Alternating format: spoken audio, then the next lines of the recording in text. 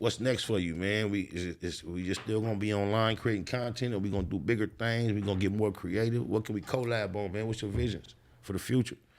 Me personally, I always took this shit by energy, bro. Like cause I never planned none of this shit, bro. I didn't plan this shit. Like I didn't plan to be I didn't even know what a podcast was before the Troy Ave and Tax Tone situation. I didn't even know what a podcast. I was like, what the fuck is a podcast? Like podcast. How did you get the relationship with Vlad? Just by popping online? Yeah, just doing my shit, and Vlad just they reached out to me, like, you know what I mean? Sure. And I think like honestly, like one of my boys, one of my close boys, my nigga GP from 2Ps, he from Whack Hood. Like, yeah, my nigga G Principal. Prince, yeah, my nigga G Principal too. On the other side was Holler at he real tight with Napoleon. Oh, Outlaw? Yeah, from Outlaws and shit. So like he was hollering at him too, and Napoleon fuck with me too. And I think he kind of put a bug in Vlad ear for me at the same time, as well as me doing my own thing. You know what I mean? So it all just came full circle. When the last time you talked to my nigga Muggs? You talked to him frequently, or it's been a while? Muggs? Yeah.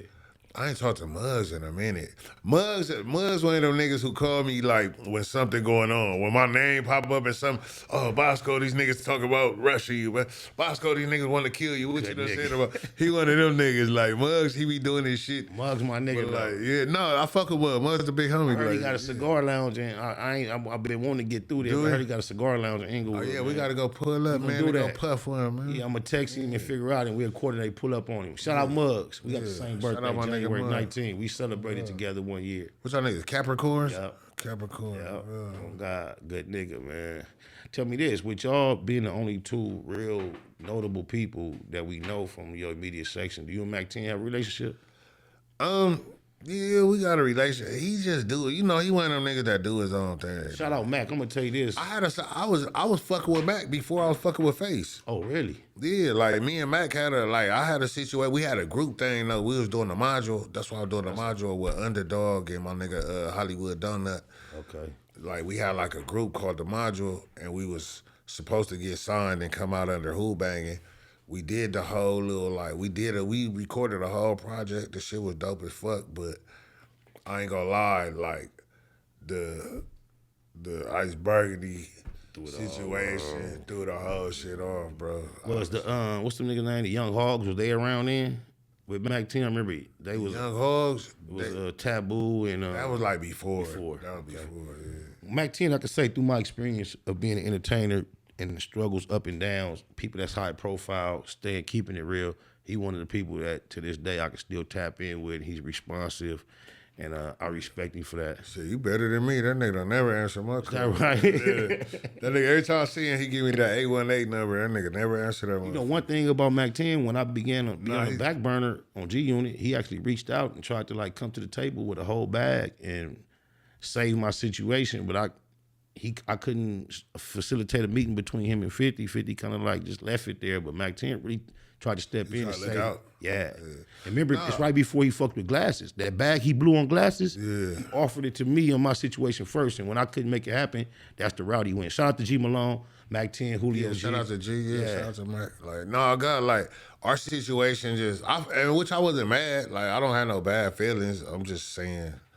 Right, I know. I feel what happened, like, you know what I mean? Basically, that situation fucked up. Oh yeah, I definitely wasn't asking you thinking it was negative. I just no, it was cool. He just seen trouble and just like he didn't want to deal with that shit. Yes, like basically, like, you know what I mean? And you know, being from where we from, that's something we gotta learn. That even though they call it gangster rap, or you think it's reality, it's really a business, and they don't want no problems. It's a business, and it becomes entertainment. So you might come from that. But once we start doing business with you, we don't give a fuck about that no more. We just want to hear the stories. We don't need you to be really involved in that shit. We want to hear the stories from what you've been through already. Now it's over now. Yes. You know what I mean? I think that's what Snoop Dogg was able to embody early on. Not even really, because he had the murder and shit. He had the whole murder shit, and like, you know what I mean? But after that, for sure, he got some get right. Like, he got some get right. Okay. Yeah, they trust him. Nipsey told me that at one point, shortly before he died, he was like, SPL, all I know is when I was talking about gangbanging and shooting, I was at a certain level. He said, when I changed my conversation, it just seemed like they started trusting me. Yeah, they bro. just trust me with everything. I saw you have like a reaction, a real natural reaction to Nipsey's passing, similar to mine and others, with y'all being like for so close opposite sides. What is it that taught you to appreciate him so much? Like, honestly, like, for me, I fucked with Nip out the gate. Like, even before I even met him, like just me coming out, I was fresh out of prison, and that nigga was just the little hustle in the house shit was out. And I was just like, was like astounded, like, damn, they finally got a nigga that can rap. The 60s finally got a nigga that can rap. Cause like to me, like, you know, nobody was really hard. Like Nip finally came out, he had a whole different energy, and I was like, damn, like this nigga hard, like. And I fucked with him all the time. I was like, damn, this nigga like a more lyrical Snoop. That was my first thought of him.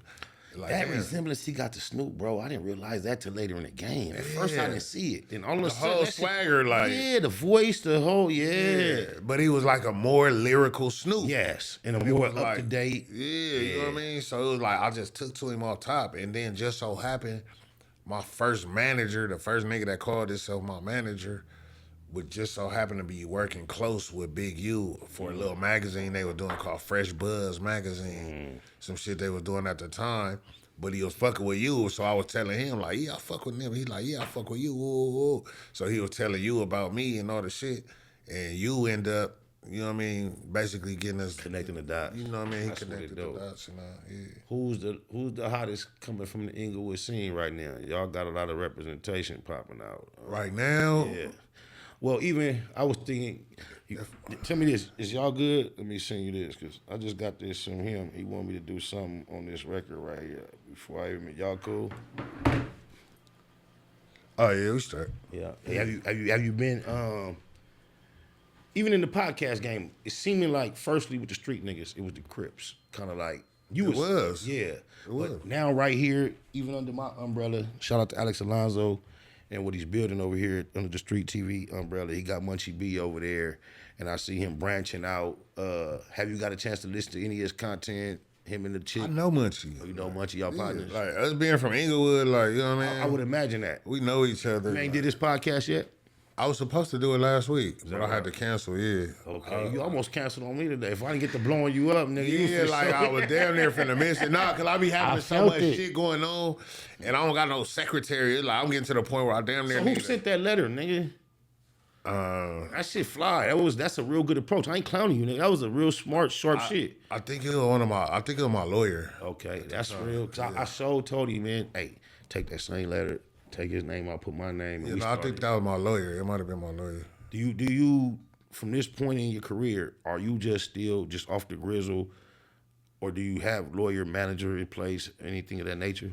I mean, yeah, I got all that shit, but it's like still you. You got to sell you. Yeah, like, bro, it's me though. Like, you know what I mean? It's still me. Like, I got them in the cut when I need them, but this shit really off the mud. Like, social media, you a MySpace from like day one, right? Bro, like for real, really out the mud. Like, no kind of like, no, this shit really out the mud. Everything that come around me, it gravitates to me off the work that I put in. It's not that I'm doing what I'm doing because of the work that they put in. Like, you know what I mean?